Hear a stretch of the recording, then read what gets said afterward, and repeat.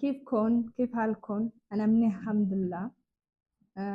اللي وقفتوا معي، شكرا كتير. هلا بدي إلكن نصيحة شوي، نصيحة صغيرة. آه قبل ما تعملوا أي شي فكروا كتير منيح قبل ما تسووا أي شي. مثل ما سمعتوا، مثل ما عرفتوا، أنا اللي صار معي كتير يعني بشعة، مش منيحة. أول شي يعني انتوا ما تصدقوا، يعني اي شيء اي حدا ما تصدقوا. اذا صدقتوا يعني بعدين انتوا اللي بصير معكم كتير شغلة كتير يعني مو طبيعية، كتير بشعة. يعني انا اللي صار معي كتير يعني. اول شيء انا صدقت جوزي وامي وبيي واخواتي كله، قدروني اخدوا كل مصارياتي. بعدين قالوا لي ما بنعرفك. ليش هلا انا اجت بدي احكيكم عربي؟ يعني في اخواتي كتير اللي بيعرفوا عربي، اللي ما بيعرفوا اللغة اللي انا عم بحكي. مش هيك يعني اذا سمعتوا يمكن فهمتوا شي شوي شغلة. كتير منيح. يعني كل حدا عندهم بي، عندهم ام، عندهم اخوات، عندهم جوز يعني. كتير هيدا الشغلة بصير أي مع حدا، يعني أي حدا بصير معه. أول شي ما تصدق إذا بقلكن أنا صار معي هيك ودي مصاري بدي أسوي بيت، بعدين بتيجي انتي يعني عملت بيت فرشت كله جيبة جراد وكل شي. أنا هيك عملت.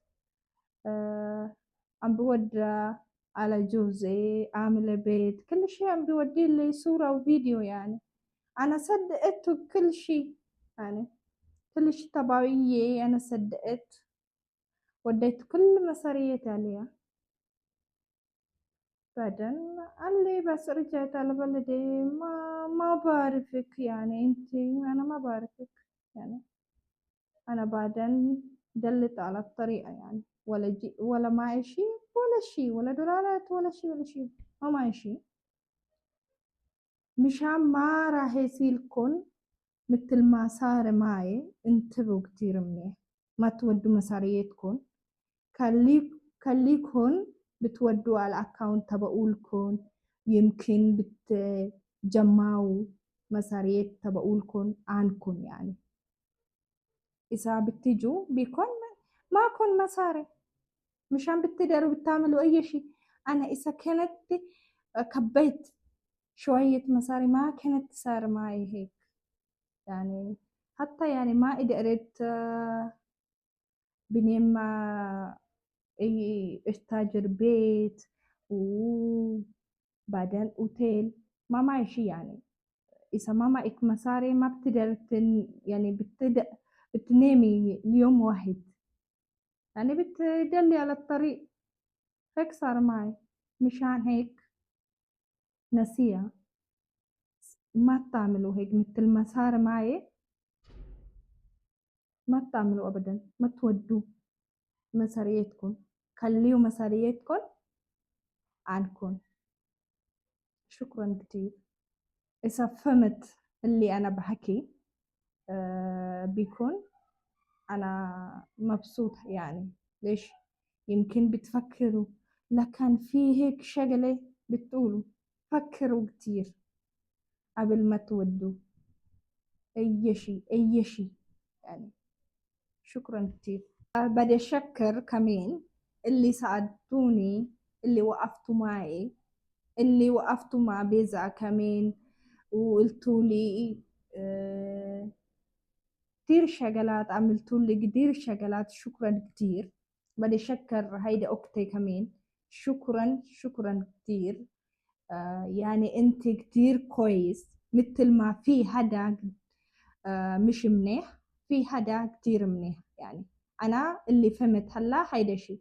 أول شيء إلت ما بدي أحكي مع حدا ولا بصد حدا، بس هيدي أختي، يعني هيدي كتير كويس، يعني عرفت شخص منيحة كمان في هيدي الدنيا، يعني مش كلهم مش منيح.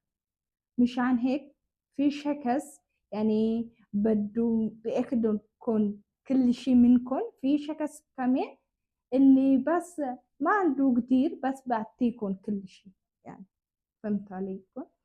بعدين هسه فهمتوا علي كتير منيح ليش يعني اللي صار معي ما بدي بصير مع حدا غيري. مشان هيك انتبهوا وشكرا. akkam jirtu nagaa keessanii ani nagaadha galata waaqayyo. Har'a kanan dhufeefi gorsa xiqqoo ishii isinii wanti jechuufan dhufe.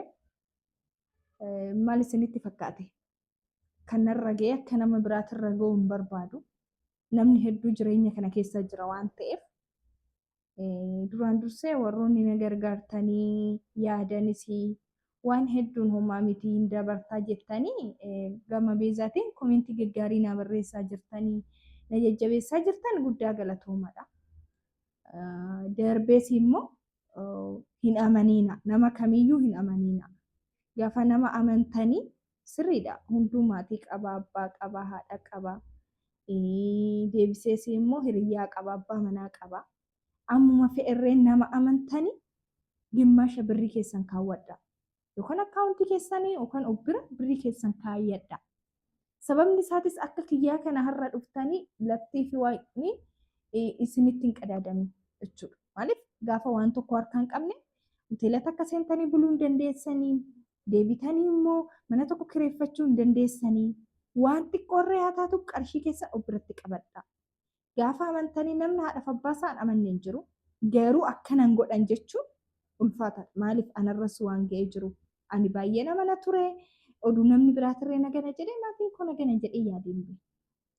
Garuu immoo namoonni hedduu nan beekasi dhageessi dhagaan ture manatti hin fakkaanne maaliif maatiin kiyya akkana nan godhu jedhee waan nan amanuuf. Amma nurra ga'utti eegina. Amma mataa keessanirra dhufee ga'utti eeguu oduun ta'e biyyaas waan xiqqoo of biratti qabachuu.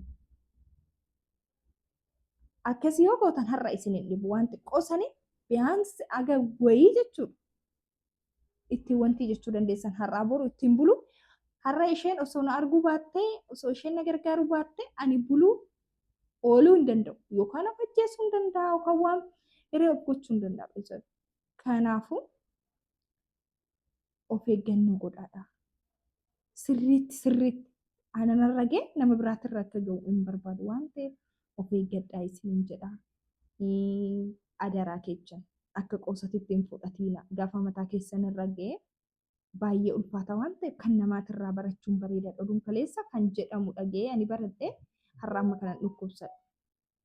Kanaafuu warri na gargaartanis beeza baay'ee galateeffachuun barbaada. Akkuma namni gaariin jiru namni hamaan jira. Akkuma namni hamaan jiru namni gaariinis jira. Maaliif namarraa abdii kuteen ture, nama jibbeen ture, haasa'uun barbaadu, amanuun barbaadu jedheen ture. Garuu immoo gaafa ishee argu namni gaariin jira. Mallaqa bichaafi miti. Mallaqa namaa kennanii wanti namaa godhanii miti. Namni dhukkuba namaa nama dhaggeeffatuyyuu waan guddaadha.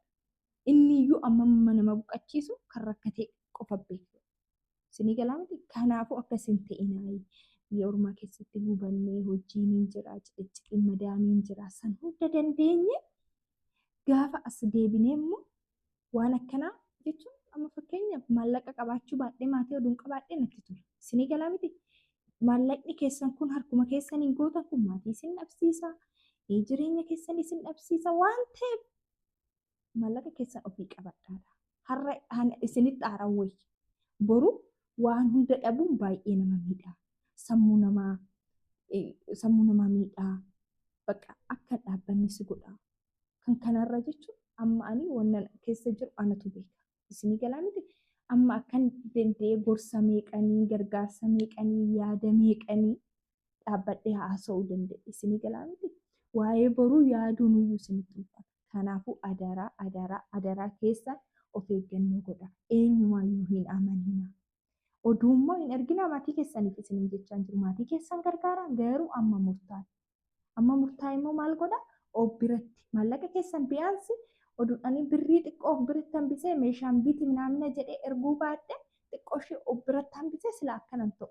Amma saniif fayyadamee yookaan deebi'ee deemuu hin danda'a waan ta'eef. Kanaafuu ani kanuma isiniin jedha of eeggadhaa sirriitti.